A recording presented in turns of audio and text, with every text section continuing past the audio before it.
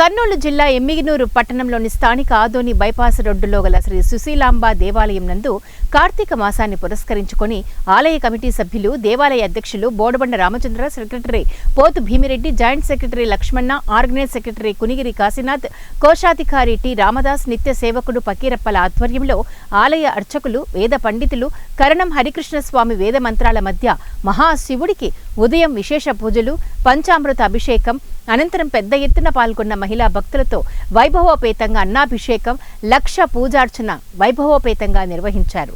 ఈ సందర్భంగా వేద పండితులు కరణం హరికృష్ణ స్వామి, ఆలయ కమిటీ సభ్యులు మాట్లాడుతూ 1986వ సంవత్సరంలో వైడబ్ల్యూసీ చైర్మన్ గా మాచాని శివన్న ధనిస్థల దాత సహాయ సహకారాలతో చిన్న దేవాలయంగా నెలకొల్పగా వారు వేసిన పునాదితో శ్రీ సుశీలాంబ దేవాలయం అంచెలంచెలుగా దినదినాభివృద్ధి చెందుతూ విరాజిల్లుతూ ఉందని తెలిపారు. ప్రతి సంవత్సరం కార్తీక మాసం వచ్చిందంటే అమ్మవారికి, ఆ మహాశివుడికి దాతల సహాయ సహకారంతో విశేష పూజలు నిర్వహిస్తున్నామని తెలియజేశారు. భక్తులకు అన్నదాత గణప వీరేష్ కుమార్, బోడుగు నాగరాజుల సహాయంతో అన్నప్రసాదాన్ని అందజేశారు. కార్యక్రమంలో భక్తులు తదితరులు పాల్గొన్నారు. ఈ కార్తీక మాస సందర్భంగా అన్నాభిషేకము, ప్రతిరోజు రుద్రాభిషేకం 30 రోజులు, తర్వాత ఆఖరి రోజు అన్నదాన కార్యక్రమాలన్నీ నిర్వహిస్తాము.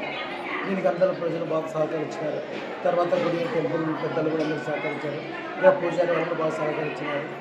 అందరికీ ధన్యవాదాలు. క్రమంలో విశేషంగా అన్నాభిషేకం చేయడం వల్ల మనము చేసిన పాపాలన్నీ తొలగిపోతాయి.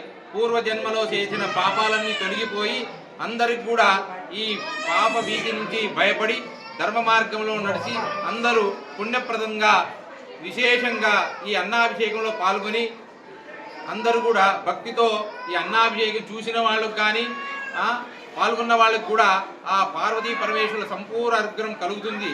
పూర్వజన్మ కర్మఫలం కూడా తొలగిపోతుంది. అలాగే పుష్పార్చన, విశేషంగా ఈ శివునికి 1,00,000 పుష్పార్చన జరిగింది. ఈ 1,00,000 పుష్పార్చనలో పాల్గొన్న భక్తులందరికీ కూడా విశేషమైన అనుగ్రహం కలుగుతుంది.